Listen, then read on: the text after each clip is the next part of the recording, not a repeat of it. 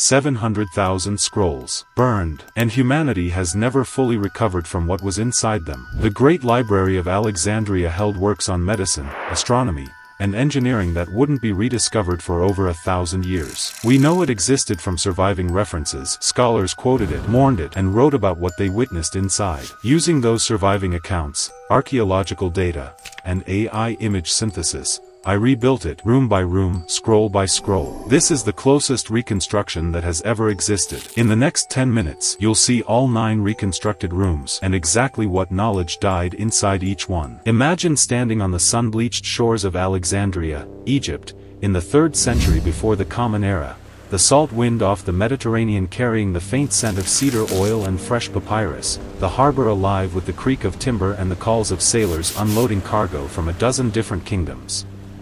Now imagine that every ship docking in that harbor is stopped. Its scrolls, every codex, every roll of written knowledge aboard, seized by royal decree before the vessel is permitted to leave. Not stolen. Copied. Returned. But catalogued first, claimed first, absorbed into something the ancient world had never conceived of before.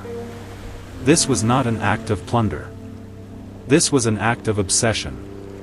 Ptolemy II Philadelphus had commanded the construction of a repository so vast, so deliberately boundless in its ambition, that it would attempt to contain the entire written intelligence of the known world beneath a single colonnade. His heralds moved through the docks with authority and ink, and the Library of Alexandria began to breathe. Our AI reconstruction now begins to rebuild what centuries of silence have buried, stone by stone, scroll by scroll, restoring the colonnaded facades, the lamplit reading halls, the organized labyrinth of human thought that once made this city the intellectual capital of civilization.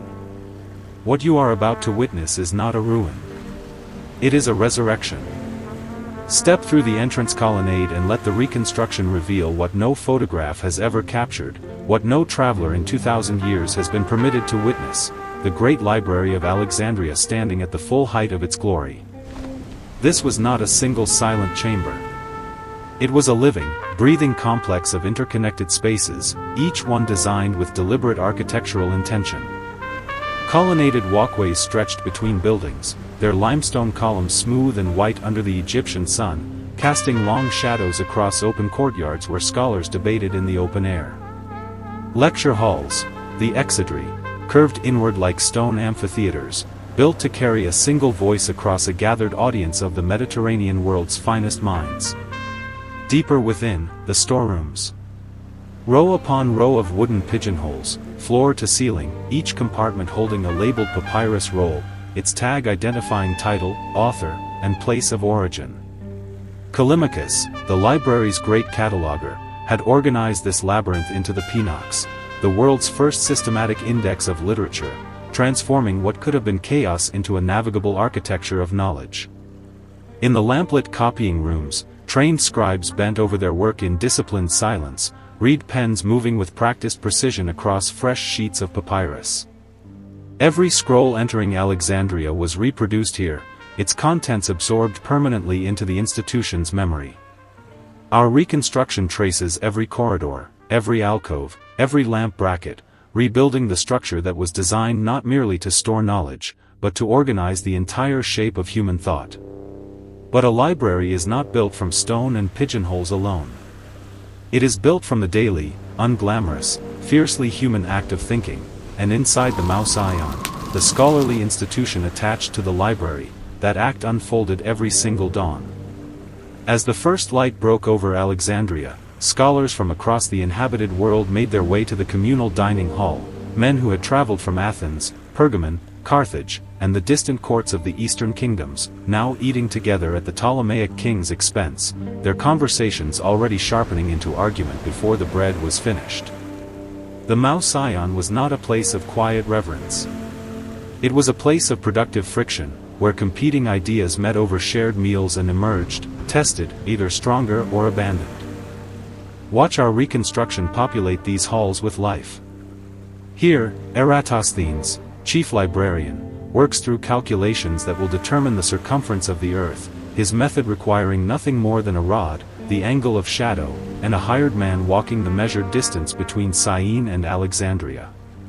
In the adjoining hall, physicians conduct anatomical dissections on cadavers granted by royal permission, a practice forbidden everywhere else in the ancient world. A geographer unrolls a fresh sheet of papyrus the full length of his body and begins tracing coastlines. This was scholarship without apology, empirical, collaborative, and relentlessly curious, the everyday life of men who genuinely believed the world could be fully understood if one simply refused to stop asking.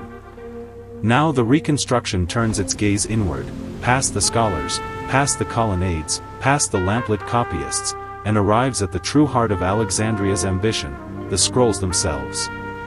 What filled those hundreds of thousands of wooden pigeonholes was not merely Greek philosophy and Homeric verse, though both were present in extraordinary abundance. The collection reached far beyond the boundaries of any single civilization. Aramaic texts from the merchant cities of the Levant. Egyptian demotic papyri carrying priestly knowledge stretching back across millennia. Astronomical tables compiled by Babylonian observers who had tracked the night sky for generations before Alexandria existed. Agricultural manuals from the Nile Delta. Medical treatises.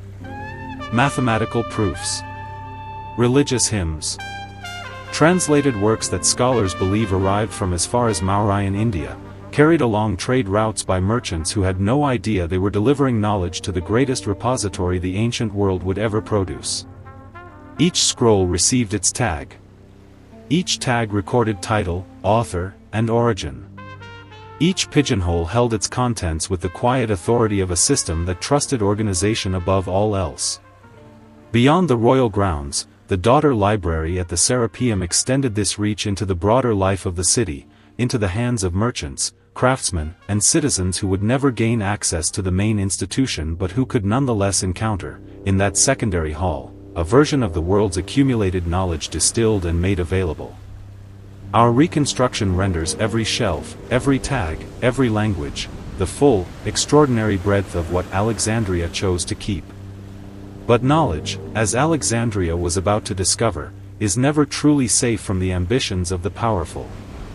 And it is here that our reconstruction must darken, the lamplit halls growing quieter, the atmosphere shifting from one of intellectual triumph to one of fragile, embattled survival. The rival library at Pergamon had grown formidable. Its own kings assembled scholars, commissioned copies, and challenged Alexandria's supremacy with an institutional determination that the Ptolemaic court could not ignore. The response was swift and merciless. Ptolemy V placed an embargo on papyrus exports, strangling Pergamon's supply of writing material at its source. The northerners, refusing to surrender, stretched animal skins into parchment and continued writing. A rivalry born of ideas had hardened into an economic war fought over the raw materials of thought.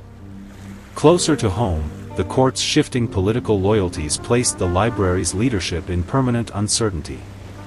Each new Ptolemaic reign brought revised royal priorities, and scholars learned quickly that intellectual favor was never guaranteed across a change of throne. Then came the fire. When Julius Caesar's forces moved through the harbor district, warehouses stocked with outbound papyrus rolls, thousands of scrolls awaiting transport, ignited in the chaos. The precise scale of the loss has been debated in hushed tones by every historian who followed, but the smoke that rose over Alexandria that day carried with it something that could never be fully recovered. The Reconstruction holds this moment in still silence, the harbor burning, the scrolls curling, before the image slowly fades.